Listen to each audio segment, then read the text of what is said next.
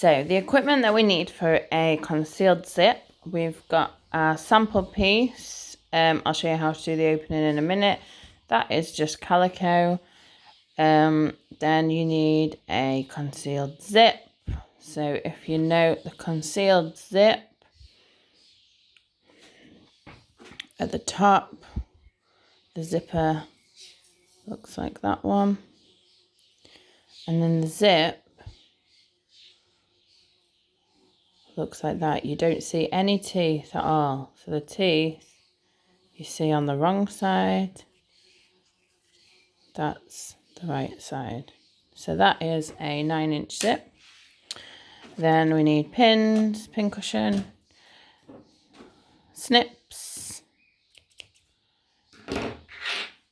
concealed zipper foot, if you've got one. You don't need one. I'm going to show you both ways. So this is the concealed zipper foot. You need thread, so you want tacking thread, so you want a different colour so that you can see where your tacking is. And then, of course, your hand sewing needles. So these are betweens, which are a favourite of mine. So that's the equipment, as well as your sewing machine threaded up. Okay, so let's just talk about zips first. So this is a 9-inch zip, concealed zip. So if you look, it looks a lot longer than that. But the measurements of a zip go on the actual teeth.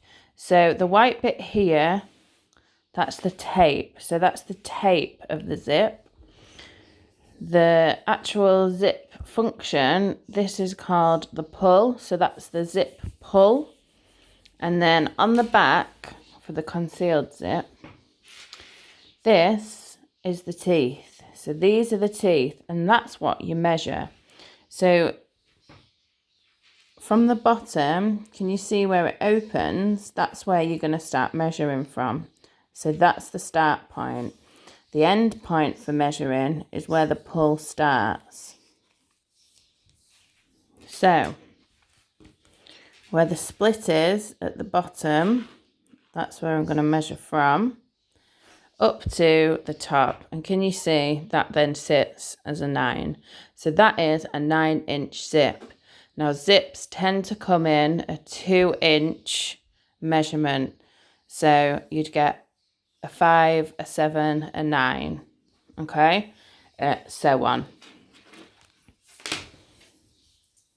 So the first thing we do when we are putting a zip in is we check the zip. So when you're in the shop buying the zip, just give it a quick run to see if it's working, because you don't want to get all the way home and then realise that you've got a faulty zip. So give it a couple of quick runs and see that it's sticking, that it's not sticking and everything's all right. So what we need to do with the sample is we need to measure how big your opening is going to be.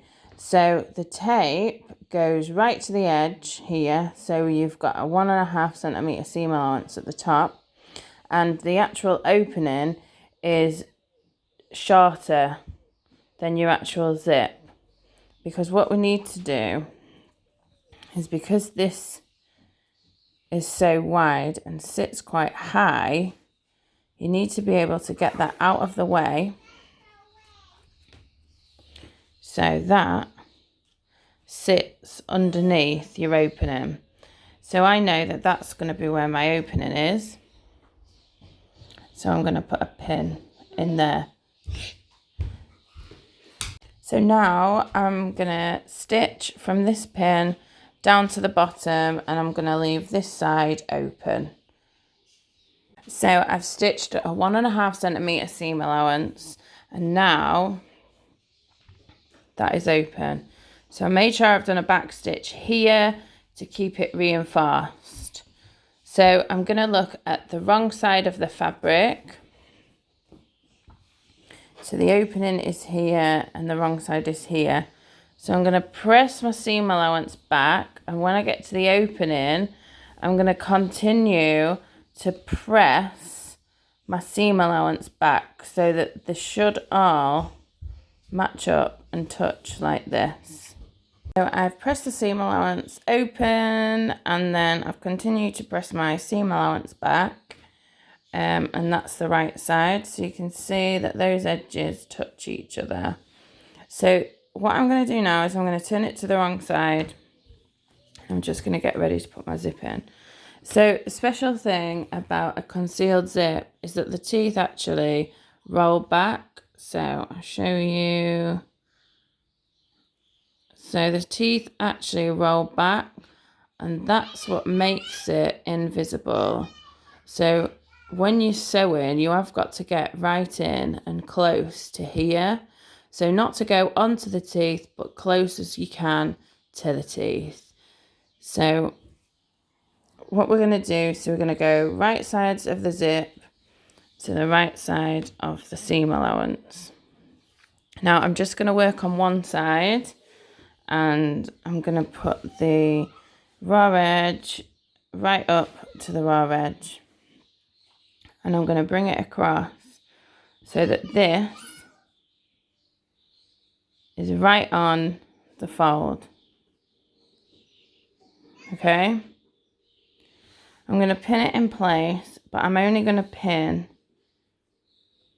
to the seam allowance. I'm not going to pin all the way through, so only to the seam allowance, just on the seam allowance. It's not going all the way through. So I'm going to pin that side down using my fold as a guide. So I want the material and the zip. So the fold is the guide.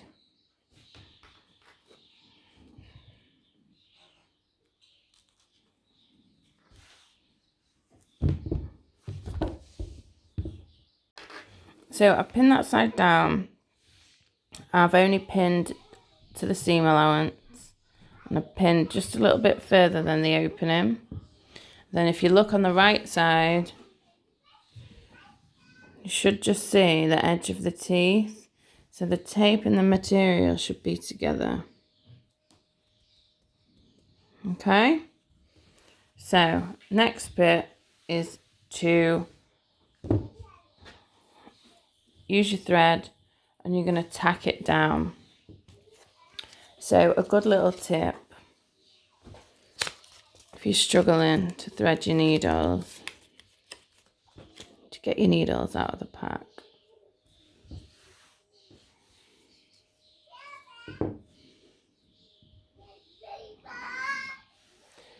You want a nice sharp edge.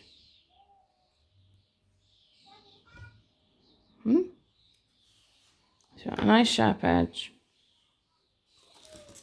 Then in your pack,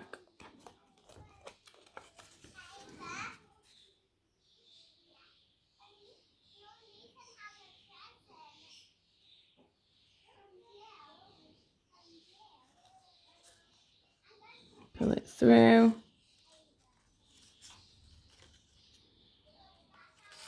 And then when it's looped through on the pack, you can just pull your needle out of the pack. So for tacking, you don't actually need a lot of thread.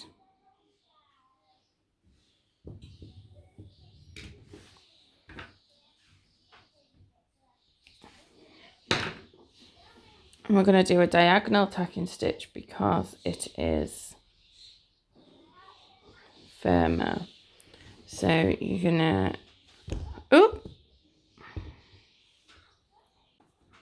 so diagonal tack, you're going to go in on the right hand side and through to the other side. Then you're going to come back up. So right to left. Leave a little edge. Then you're going to come up again, and you're going to go right to left. And you're going to keep doing that until you're all the way in.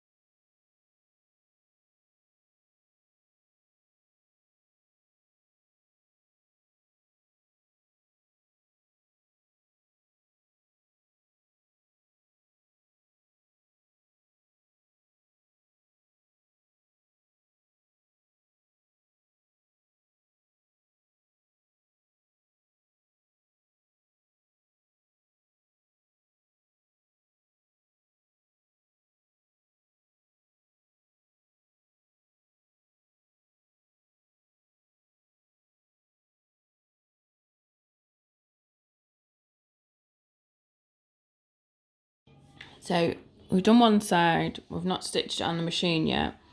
So we're going to do the other side. So if you put it together, you can see that it does slightly bend a little bit here because of the zipper. So what we're going to do is zip it up. So zip it up, and then it's straight.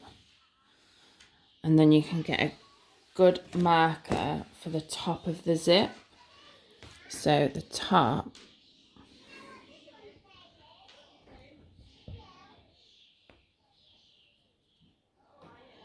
and the marker at the top.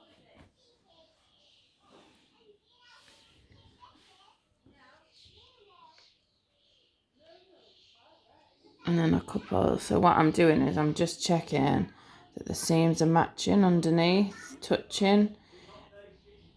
So, ooh.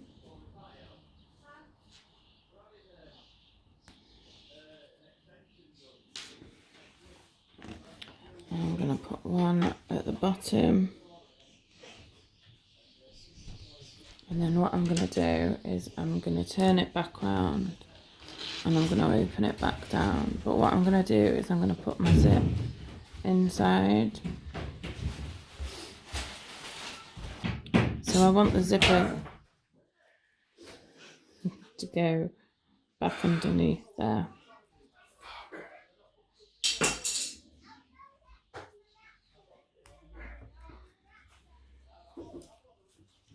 So when you turn it back round to the right side, you can't see it. And then when it's on this side, it's further down. So you've got to try and push it down as far as it'll go.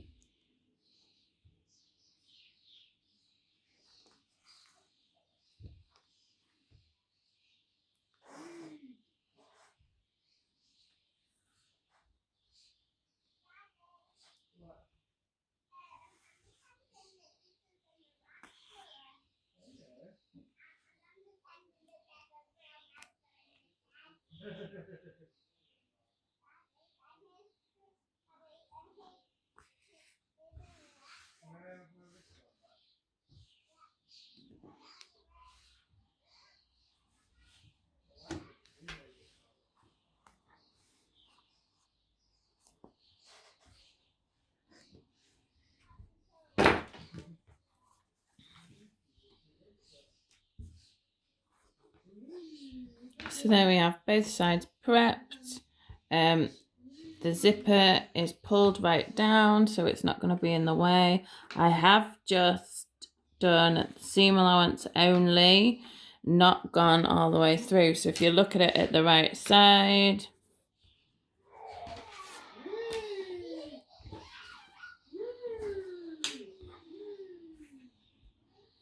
there you go. So I'm just going to go back and do that bit. I'm not happy with that.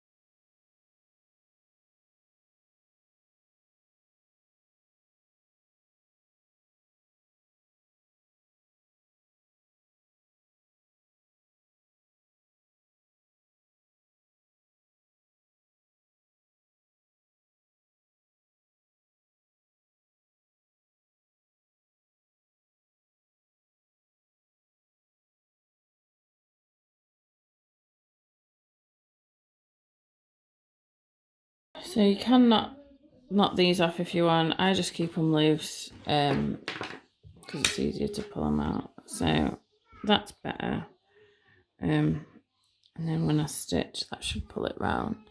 So that's the right side, and then that's the wrong side. So to change feet on your machine, there is a bit here that you can just press if you've got one that changes like that. And put your other one in, bring down, just keep adjusting it until it goes in, and that's it. It's clipped on and you're ready to go. So your thread wants to go